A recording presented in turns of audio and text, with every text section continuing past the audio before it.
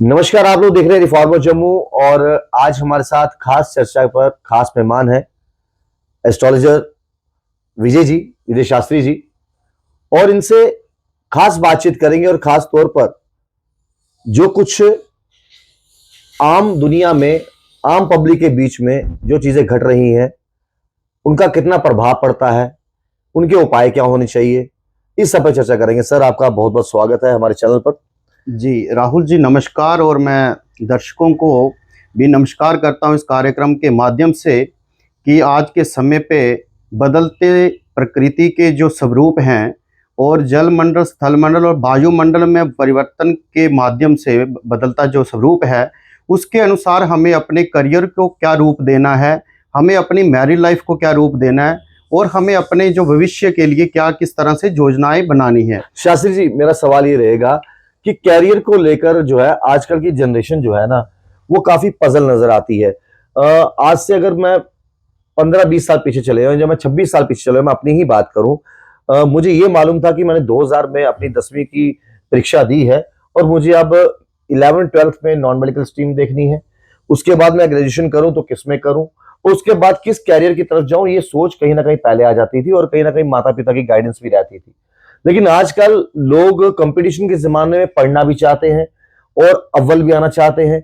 लेकिन रही बात कैरियर को लेकर, जब इतनी सारी चीजें उनके दिमाग में चल रही होती हैं और उस चक्कर में कई बार जिस दिशा में वो जाना चाहते हैं वो जा नहीं पाते। मैं उदाहरण के तौर पर, एक मूवी आई थी 3 इडियट्स, उसमें भी आर माधवन जी जो हैं वो कहते हैं अपने पिताजी को कि देखिए जी, मुझे फोटोग्राफी का बहुत शौक है, मैं वाइल्ड लाइफ सेंचुरी की अगर बात करूं, उनकी फोटोज खींचना चाहता हूं, मुझे पक्षियों से बहुत प्यार है, लेकिन आप मुझे जबरदस्ती इंजीनियरिंग करवा रहे हो जो मुझे समझ नहीं आ रही।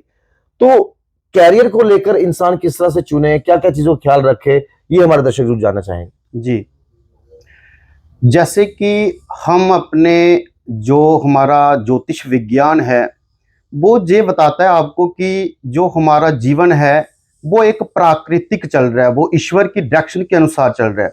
क्योंकि 195 कंट्रीज जो हैं वो इस ग्लोबल में जो है वो उस ग्लोबल के साथ में बदलते स्वरूप के अनुसार चल रहे हैं, कंपटीशन में उनकी प्रतिस्पर्धाएं चल रही हैं जी। और जो बच्चे अपने करियर को बना रहे हैं तो उनको प्रारंभ से ही जो है वो एक डेवलप जिस तरह से उनको चलना चाहिए कि आप उसके माता पिता जो उसका निर्माण कर रहे हैं, उसके फ्यूचर का निर्माण कर रहे हैं, तो उनको कभी भी उस बच्चे के रिदम को जोर जबरदस्ती से नहीं बनाना चाहिए। उसका जो नेचुरल क्या है, उसका प्राकृतिक क्या स्वरूप है। अगर वो बच्चा, आप देख रहे हैं कि बच्चा जो है वो शारीरिक रूप से बहुत ज्यादा अपने कौशलों का विकास कर रहा है, जहाँ जो उसके जो बौद्धिक कौशल जो है वो बहुत ज्यादा अच्छे हैं, तो हमें कुंडली के माध्यम से, जहाँ प्लेनेट की जो परिभाषा है, जो कुंडली में ग्रह स्थित होते हैं उसके हिसाब से भी हम देख सकते हैं, जहाँ फिर हम नेचुरल भी बच्चे के देख सकते हैं कि बच्चा जो है वो शारीरिक कौशलों में बहुत तीव्र है, जो बौद्धिक उसकी रिसर्च सोच ज्यादा ज्यादा तेज है। हमें उसी हिसाब से उसका जो है करियर है वो निर्माण करना पड़ेगा। और हम जिस करियर में भी हैं, चाहे कुछ भी है, चाहे नौकरी है, चाहे प्राइवेट बिजनेस कर रहे हैं, चाहे प्राइवेट सेक्टर में हम प्राइवेट जॉब कर रहे हैं, हमें उसमें आनंदित होकर करना पड़ेगा। शास्त्री जी, इसमें एक और सवाल खड़ा होता है, कई बार बच्चे जो है देखा देखी में भी गलत कैरियर की राह पे चल पड़ते हैं। यानी कि मान लीजिए, मैं अपनी एग्जांपल दूंगा फिर से, कि अगर मैंने 12वीं की कक्षा पास कर ली अच्छे नंबरों से, मैंने देखा कि मेरा दोस्त, मेरा मित्र अब कॉमर्स स्ट्रीम में जाना चाहता है। 12वीं के बाद चाहे आपने नॉन मेडिकल किया, कॉमर्स की, आर्ट्स की, अलग बात है। अब मैं ग्रेजुएशन कर रहा हूं और डिग्री के लिए मेरा दोस्त यार, मैं कहता हूं वो SPMR कॉलेज जा रहा है, कोई कहेगा मैं साइंस कॉलेज जा रहा हूं। तो मेरी अगर खुद की प्रतिभा कॉमर्स में अच्छी होगी तो कई बार दोस्ती के चक्कर में मैं साइंस स्ट्रीम ले लूंगा या फिर कोई मेडिकल स्ट्रीम ले लूंगा। तो इस चक्कर में भी कई बार वो टाइम निकल जाता है, साल 1.5 साल बाद बच्चों को समझ आती है कि देखो, मैं गलत स्ट्रीम कर चुका था, ये पढ़ाई मेरे लिए मुश्किल हो गई है, मैं जितने अच्छे नंबर पीछे लगातार लेते आ रहा था, अब वो चीजें जो है मेरे लिए और जटिल हो जाएंगी। तो इस चीज के लिए माता पिता का कितना अहम रोल हो जाता है। एक बच्चे जब बड़े होते हैं तो एक दोस्ती स्वभाव उनके साथ रखना पड़ता है, तो माता पिता कितना अहम रोल हो जाता है। और खासतौर पर अगर एस्ट्रो विद्या से हिसाब से देखा जाए तो आपको लगता है कि बच्चे और माता पिता को जो है मिल बैठकर इसका विचार करना चाहिए? बिल्कुल बिल्कुल, आपने बहुत अच्छा प्रश्न किया है जी। और आज जो युवा है वो ये नहीं सोच रहा है कि हमें कम समय में, मतलब हमारा करियर जो है वो 20-21 वर्ष से पहले पहले हमें जो आज की जो इनकम सोर्सेज हैं, जो बढ़ती महंगाई है, जी उसके लिए हमें अपने आप को तैयार करना है, प्रिपरेशन उसको प्रिपेयर करना है अपने आप को। तो हम ना ही माता पिता की डायरेक्शन के अनुसार जो है वो अपने करियर को बना पा रहे हैं। हमारे अंदर क्या आ रहा है, देखो मैं एक छोटी सी एग्जांपल देता हूं।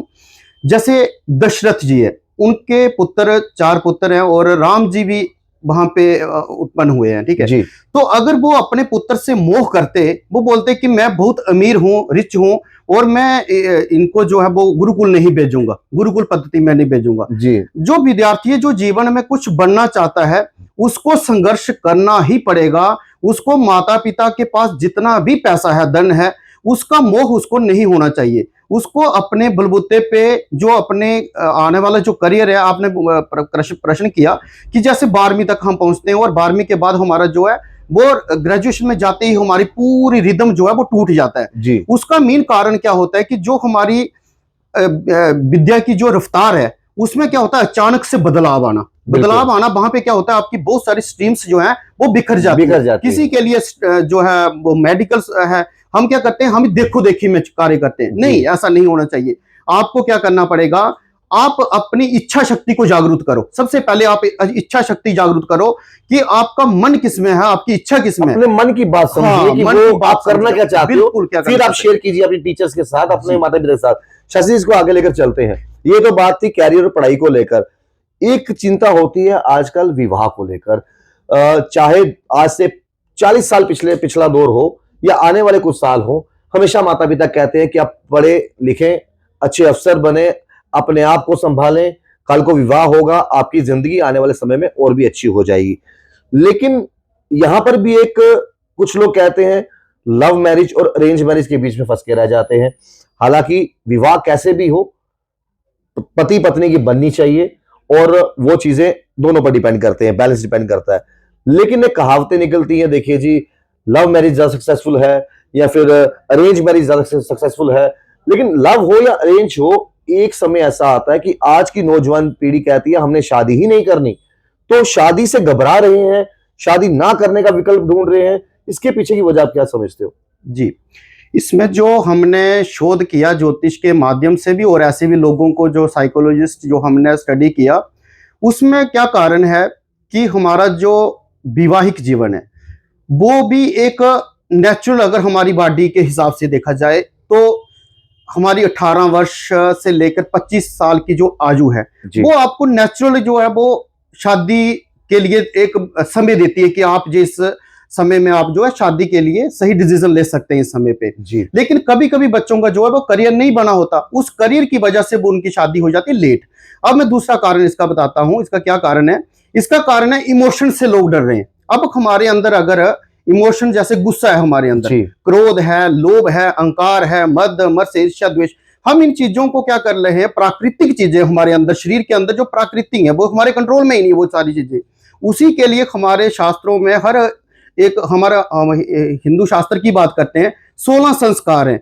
तो 16 संस्कारों में जब हम शादी करवा रहे हैं, जिस बच्चे की शादी करवा रहे हैं, तो वहां पे जितने भी मंत्र उच्चारित किए जा रहे हैं, आप रात्रि के मंत्र ले लीजिए, विवाह के मंत्र, वो सारी आपकी कामनाओं के लिए जो है उच्चारित किए जा रहे हैं कि जो हमारा जो कपल्स हैं जो शादी कर रहे हैं, इनको जीवन में संतान की प्राप्ति हो, जे जीवन में जो है बहुत ज्यादा यश कमाएं। अब जो इमोशंस है, तो इन जीवन में हमें क्रोध भी है, लोभ भी है, जो चीजें जे नहीं होंगी तो फिर ऐसे हम कैसे आगे जीवन को चलाएंगे। एक चीज शास्त्री पूछना चाहता हूं, इन सब के बीच में पढ़ाई और शादी के बीच में व्यवसाय की बात की जाती है, स्टेबिलिटी की बात की जाती है, कामकाज की बात की जाती है, नौकरी पेशे का हो या फिर कोई प्राइवेट अपना काम कर रहा हो, इंसान कमाएगा क्या और खिलाएगा क्या, अपनी गृहस्थी कैसे आगे लेके चलेगा। तो इस चीज को लेकर भी लोग काफी परेशान रहते हैं, क्योंकि महंगाई दर दिन प्रतिदिन बढ़ते जा रही है। आपको लगता है कि इंसान अपने आप को जितना मर्जी पॉजिटिव कर ले, ह्यूमन नेचर ऐसा है, कहीं ना कहीं नेगेटिव विचारधारा दिमाग में हावी हो जाती है। इसके लिए इंसान किस तरीके से कोई मंत्रों का आप कहीं जाप करें या कोई व्रत रखें, या किस तरीके जिससे मन शांत रहे, मन कोमल रहे, और इंसान अगर कहीं पर गिर रहा है अपनी सोच के माध्यम से कि देखिए टेंशन आ गई हैं, मनोबल गिर रहा है, तो इंसान भगवान का मंत्रों का उच्चारण करे या जाप करे ताकि पॉजिटिविटी उसके अंदर हो और वो बोले कि नहीं, इस दुनिया में कुछ भी चीज मुश्किल नहीं है, मैं अगर संघर्ष करूं, मेहनत करूं तो फल मिल सकता है। जी जी, ये क्वेश्चन भी ठीक है, लेकिन इसमें कारण क्या है कि अगर आप ऐसे देखो, मंत्र हमारे शास्त्रों के अनुसार बताया गया है कि आप त्रिकाल संध्या कीजिए, त्रिकाल संध्या कीजिए आप। तो त्रिकाल संध्या में आपका क्या होता है कि गायत्री का जाप आपको करना है। ऐसे हम मंत्र नहीं जप सकते।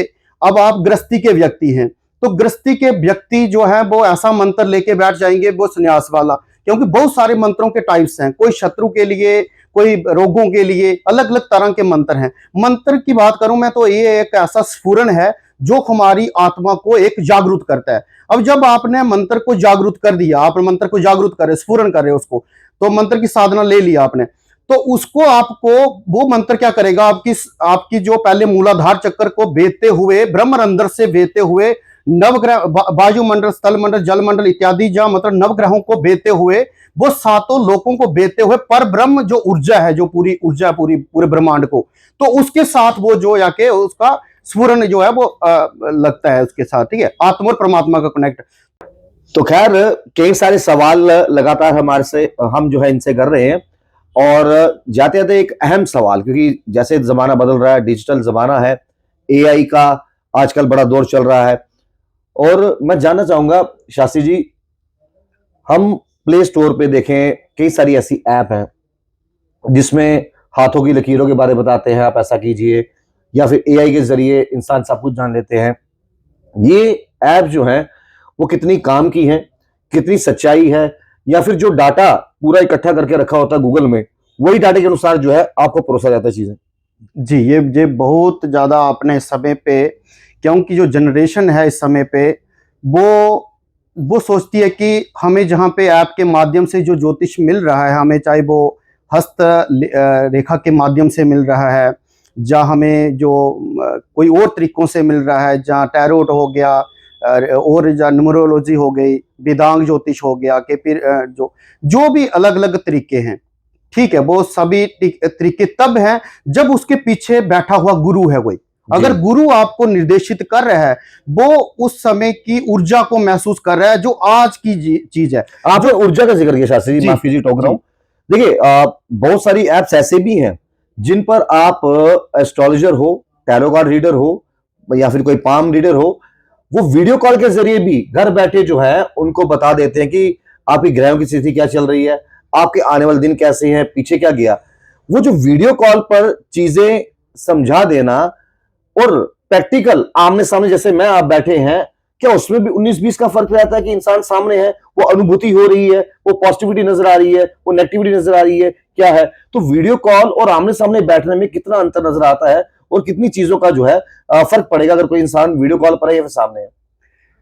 जी, फेस रीडिंग हो गई, जो वीडियो कॉल के माध्यम से हो गई, वो ऊर्जा बिल्कुल महसूस होती है, ऐसा नहीं है कि नहीं महसूस होती, बिल्कुल महसूस होती है। और आप जब क्या होता है, जो शब्द है ना, जो शब्द, ये पूरा वायु के वेग से जो है वो सारा चल रहा होता है। जैसे हम आवाज इस समय पे निकाल रहे हैं, तो ये सारी आवाज जो है, वो जो शब्द है, हमारे जो वर्ण है, ये सारे ब्रह्म है, आकाश तत्व है। तो इससे जरूर महसूस होता है, इससे भी पता चल जाता है।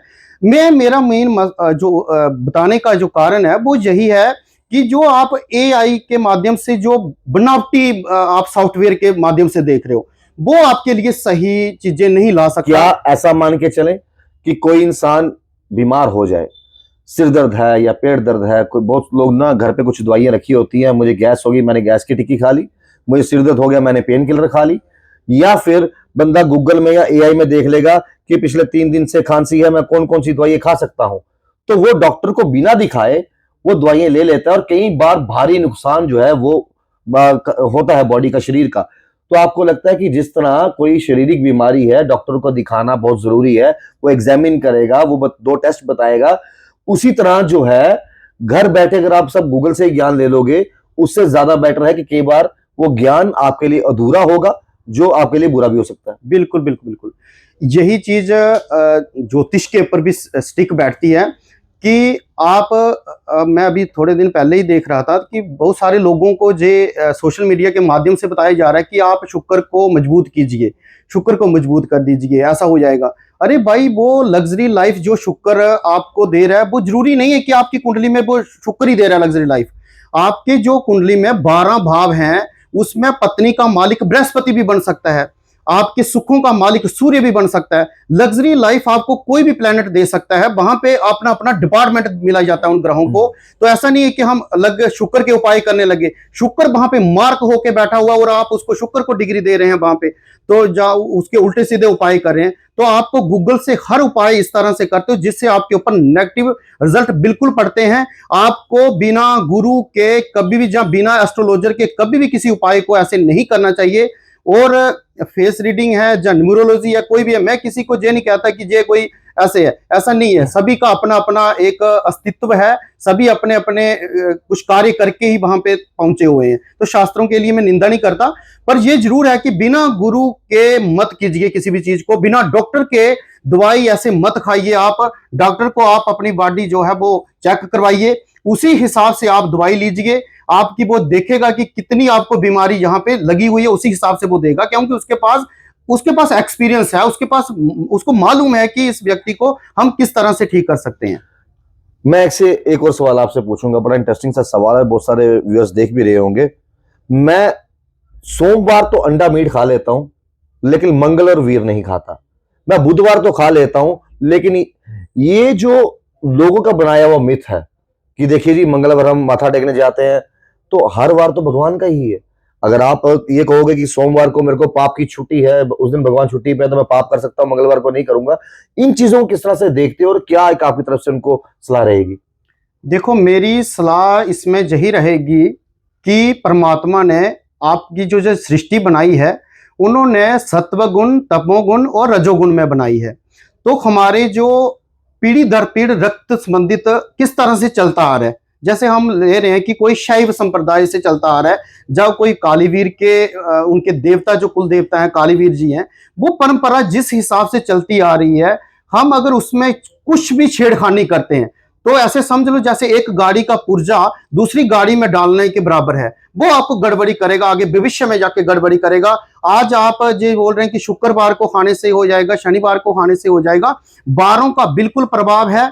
बारों का प्रभाव है कि बार भी सत्वगुण, रजोगुण और तमोगुण के हिसाब से जो है हमारी ऋषियों मुनियों ने ही बार दिए हुए हैं। बार कोई हमने बाहरली पाश्चात्य सभ्यता को नहीं ग्रहण किया।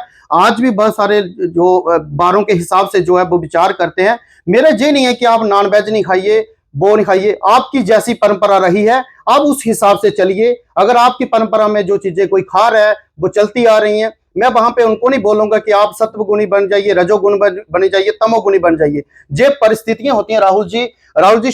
जब आपके जीवन में दुख आएंगे तो आपसे जो उस समय पे वो चीजें एकदम से ऊर्जा आपके अंदर से निकलेगी और आप वीरभद्र जैसे शिव भगवान थे, वो सत्व गुण में सत्वगुणी है। और जब रजोगुणी में तो वो फैमिली के साथ वो स्पेंड करें टाइम। और जब वो तमोगुण में है तो उन्होंने यज्ञ तक उखाड़ दिया था कि जहां पे मेरी पत्नी की रिस्पेक्ट नहीं है, मेरी रिस्पेक्ट नहीं है, तो मैं इस यज्ञ को अभी क्या करूंगा। बिल्कुल सही कहा, ये बहुत इंपॉर्टेंट बातें हैं और ये वो सवाल है जो हम पब्लिक के जहन में रहते हैं।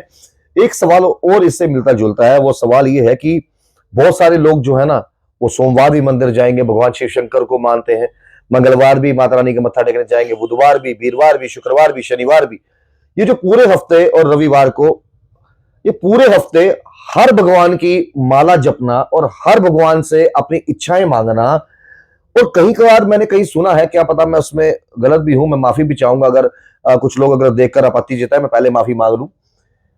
मैंने वहां पर रील में देखा था कि अगर आप किसी एक भगवान को भी अपने ग्रहों के हिसाब से, मान लीजिए आपका शुक्र खराब चल रहा है, तो आप ऐसा नहीं कर सकते कि शनि भी खराब करके बैठ जाओ।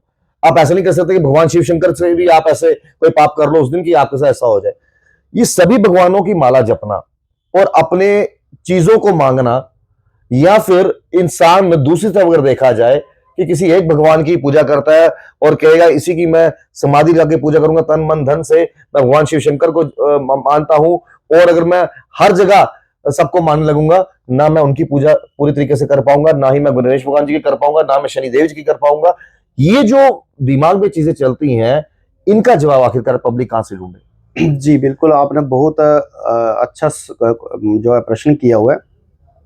हमारी कोई चलो अभी किस तरह से देख रहा है, धर्म की किस तरह से परिभाषा कर रहा है। आप देखेंगे कि मैं थोड़ा-सा इसमें समय लूँगा आपसे राहुल जी। जी, आज के समय में क्या हो रहा है, जब से ये सृष्टि बनी है, जब आप हिस्ट्री को उठा के देख लीजिए, ये हमारा जो सिस्टम चल रहा था, जो ये 16 संस्कारों के अंतर्गत चल रहा था और परमात्मा के प्रति हर एक अनुयायी ने, और उस समय की जो राजनीति रही है, जो राजे रहे हैं, उन्होंने हर अपने समय पे परमात्मा के प्रति जो परमात्मा का जो स्वरूप या प्रचार या उसका दर्शन जिस रूप में किया हुआ है, उन्होंने उसी संप्रदाय की रचना की और उसी से बदलते बदलते बदलते बदलते वही सनातन जो है बहुत सारे जो संप्रदायों में चलते चलते यहाँ पे आ गया। अब क्या होता है कि जैसे आप बोल रहे हो मंदिर में जा रहे हो, मंदिरों की स्थापना हमारे सनातन में क्या है, ये अभिन्न अंग है। अभिन्न अंग क्यों है कि सनातन जो है वो पशु पालन में और खेतीबाड़ी में, जमीन में और मंदिरों के सहयोग से, तीनों के माध्यम से चलता आ रहा है।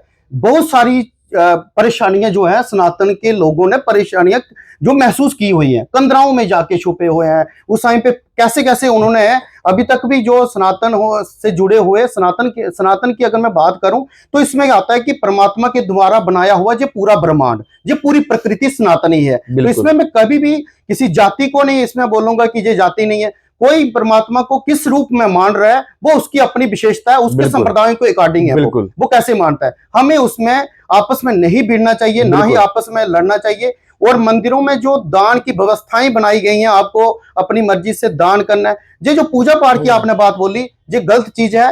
मंदिर में जाके आप उल्टे सीधे कार्य करना, कि अपने से टिक्के लगाना, अपने से ये चीज करना, उस मूर्ति को स्पर्श करने तक का आपको अधिकार नहीं है। आप सिर्फ एक शिवलिंग के ऊपर जो है जल चढ़ा सकते हो, दूध का अभिषेक कर सकते हो, वो भी उस मंदिर के पंडित जी जो पुजारी जी हैं, जहां वहां के शास्त्री जी हैं, उनके अकॉर्डिंग उस विधि विधान को कर सकते हो। आपने एक बड़ी इंपॉर्टेंट बात बोली। आपने कहा कि हम सोमवार के दिन शिवलिंग में जाते हैं, माथा टेकते हैं, दूध चढ़ाते हैं, पुष्प चढ़ाते हैं, लेकिन कहते हैं कि महिलाएं जो है वो छू नहीं सकती शिवलिंग को, और पुरुष भी नहीं, पुरुष जो है वो छू सकते हैं। लेकिन आपने ये बात कही है कि छूने का अधिकार किसी को नहीं है।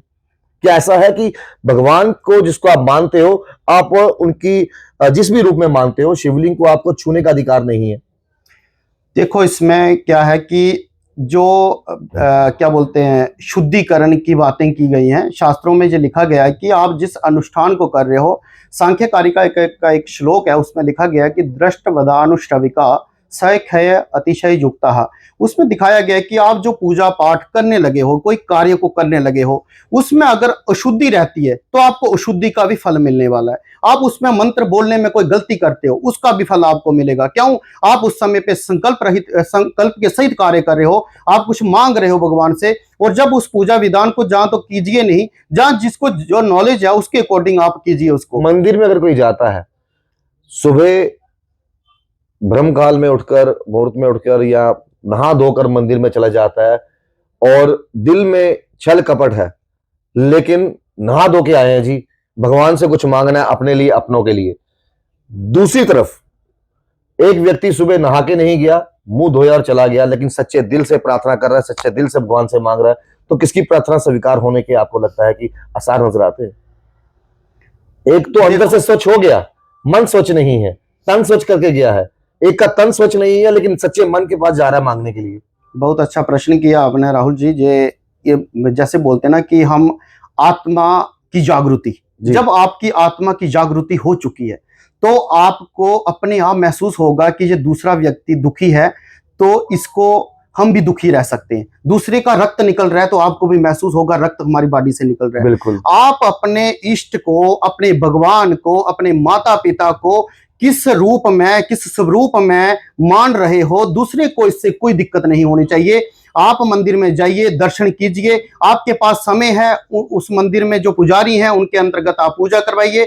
चाहे स्त्री हो, चाहे पुरुष हो, चाहे किसी भी वर्ग या वर्ण का व्यक्ति है, आप उस मंदिर की व्यवस्थाएं देख लीजिए, उसमें क्या टर्म एंड कंडीशंस हैं, उसके अंतर्गत ही आप वहां पे जो भी आप क्रियाएं करते हो वो कीजिए। आप, मैं नहीं बोलूंगा ऐसे बहुत सारे मंदिर है जहाँ पे पवित्रता का ध्यान रखा जाता है, बिल्कुल वहां पे हम चले जाएंगे तो अपनी मनमर्जी करेंगे, वो गलत होगा, गलत शास्त्र होगा, के विरुद्ध होगा। विरोध होगा। हाँ, आप वहां पे दर्शन कीजिए, क्योंकि वहां के जो पुजारी हैं वो सुबह और शाम अपनी पूजा कर रहे हैं, तो आप वहां पे प्रार्थना कीजिए। और मैंने आपको यही बोला कि आप अपने कर्म पे ध्यान दीजिए। मैंने आपको बोला कि आज हमारी आयु 120 वर्ष नहीं है, आज हमारी 60 वर्ष या 70 वर्ष की एक कॉमन आयु है। आने वाले दिन में शायद 30 वर्ष रह जाए, क्या पता, ये कम होता जाएगा, क्योंकि ग्रहों की भी तो आयु है, वो तो घूम रहे हैं। वो जब जब ग्रहों को काम पे लगाया हुआ है, ग्रहों को परमात्मा ने कार्य पे लगाया, वो अपने अपनी गति, अपने अपना परिभ्रमण कर रहे हैं, और उसी का जो शैडोस, जो उसकी प्रतिबिंब रूप में पृथ्वी के ऊपर किरणें पड़ रही है, सूर्य की किरणें पड़ रही हैं,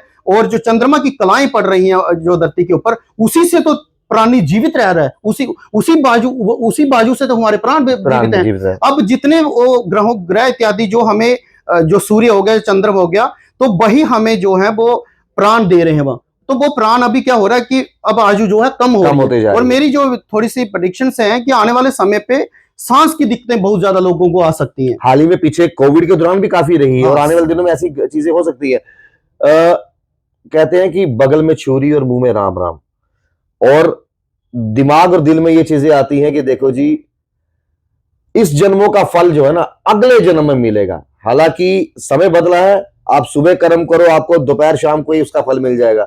अच्छा करोगे तो भगवान अच्छा करेगा, बुरा होगे तो उसी समय मिल जाता है।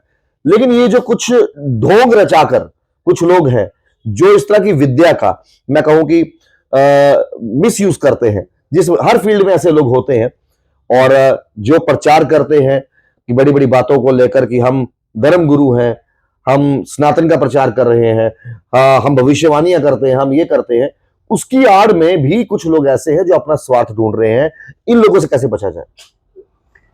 देखो, ये जो पूरा गोलार्ध है जो ग्रहों का, इसमें दो चीजें दिखाई गई हैं। इसमें जो ग्रह घूमते हैं वो उत्तरायण और दक्षिणायन, और जो ऊपर का जिसको बोलते हैं हम सुमेरु जो है वो देवताओं का स्थान है, और कुमेरु उसका नीचे का जो स्थान है वो है दैत्यों का। अब जो ग्रह घूम रहे हैं वो 27 नक्षत्रों में उन्होंने परिभ्रमण करना है, उनकी जो कलाएं लेनी है, 800 कलाएं उन्होंने लेनी है वहां पे ग्रहों ने।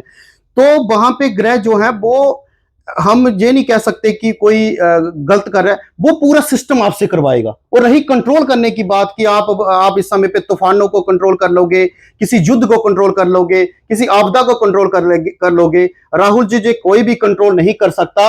आप खुद पृथ्वी के अंदर बैठे हुए हो, और पृथ्वी में बैठे हुए जैसे एक मटका है, उस मटके के अंदर आपको पानी में डाल दिया जाए, एक चिंटी को डाल दिया जाए, तो चिंटी उस कुम्हार का, जो कुम्हार उसको बना रहा है मिट्टी का, तो उसकी भविष्यवाणी नहीं कर सकता। तो सेम टू सेम ऐसे ही है, परमात्मा के नाम पे किसी प्रकार से जो है वो परमात्मा का मजाक बनाना, या उसके ऊपर मतलब उल्टी सीधी टिप्पणी करना, मैं कहूंगा बहुत ज्यादा जो पाप है। परमात्मा को अगर आप लोगों ने उसकी ज्योति को महसूस कर लिया, आपने उसका दर्शन कर लिया, उसकी पहले तो दर्शन आपको उसका अपनी आत्मा को जागरूक कीजिए।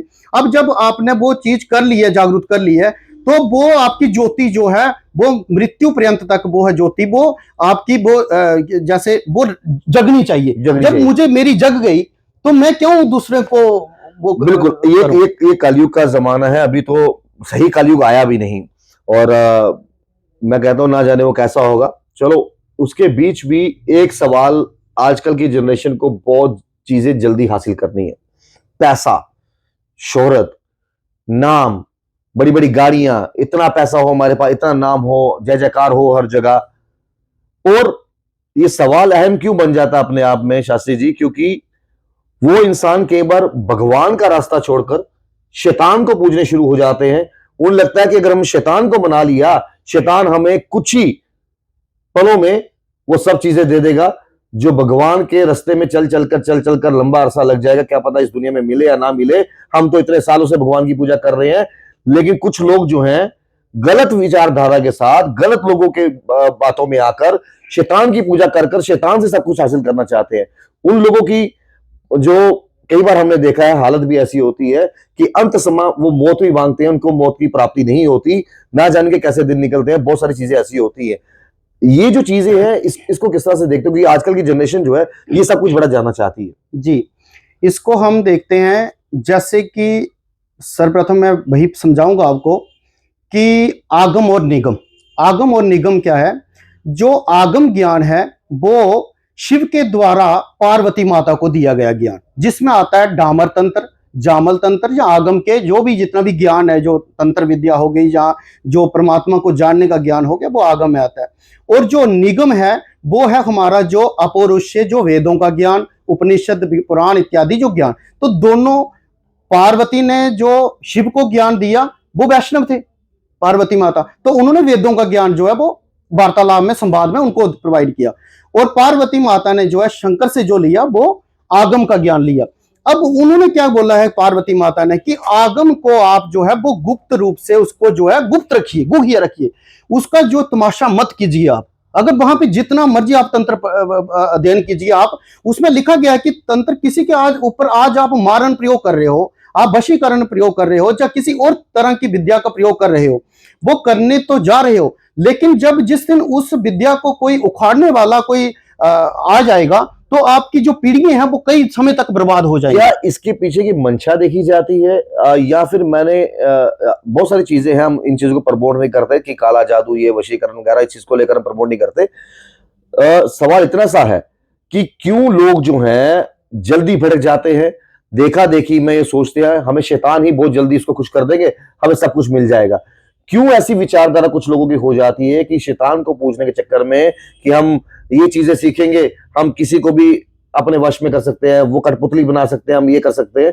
हालांकि ये चीजें भी एक समाज का हिस्सा है जिस पर खुल के चर्चा कोई नहीं करता। हम फिर कहेंगे इन चीजों को लेकर हमारा चैनल प्रमोट नहीं करता, लेकिन इन चीजों को लेकर बात इसलिए की जा रही है ताकि लोग जो ये भटक कर, पिछड़ कर, कुछ लोगों के बहकावे में आकर इस तरफ चल पड़ते हैं, ऐसा ना करें।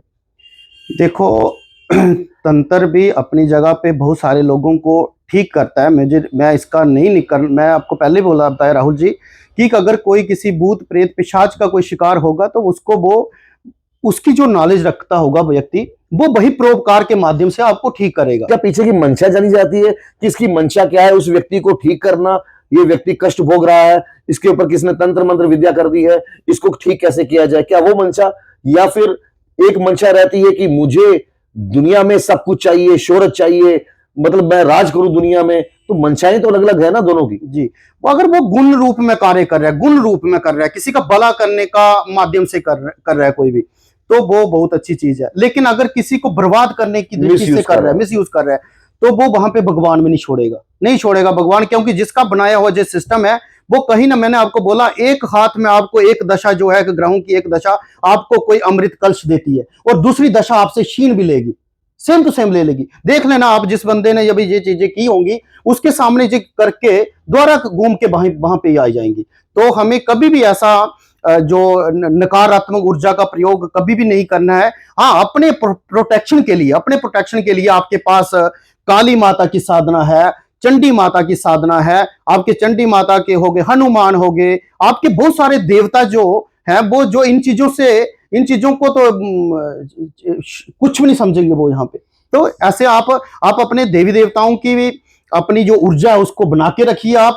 और दूसरा जो है, अपने सनातन पद्धति पे चलिए, आपको कभी भी प्रॉब्लम नहीं होगी। और जो लोग आपके साथ बुरा कर रहे हैं आज तंत्र विद्या के माध्यम से, उनको भी कोई तो कोई परमात्मा ने आपके जीवन के लिए कोई तो कोई व्यक्ति जो जरूर बनाया होगा, जिस दिन उस विद्या का नाश जो है वो क्षण मात्र से कर देगा। हमारे राहुल जी, हम बताते हैं, हमारे जो गुरु जी हैं, जिनसे हमने 10 साल वर्ष हमने उनकी जो है सेवा की, क्या बोलते हैं इसको, तो उन्होंने हमें एक ही चीज बोली थी कि अगर आपके पास पावर है, साधना है, आपके पास अच्छी साधना है, सात्विक साधना, जैसे समझ लीजिए आप जो वेदों के अंतर्गत आती है, जहां आगम के अंतर्गत आती है, तो उन्होंने बोला है कि आपके पास इतनी क्षमता होनी चाहिए कि आपका जिस व्यक्ति ने किया हुआ वो अविचार आपके लिए, उसको वेदने की शक्ति आपके पास होनी चाहिए, या जिस व्यक्ति से उसने ये साधना करवाई है उसको वेदने की क्षमता आपके पास होनी चाहिए, या जिस मंत्र का उसने प्रयोग किया है उस मंत्र को वेदने की क्षमता आपके पास होनी चाहिए,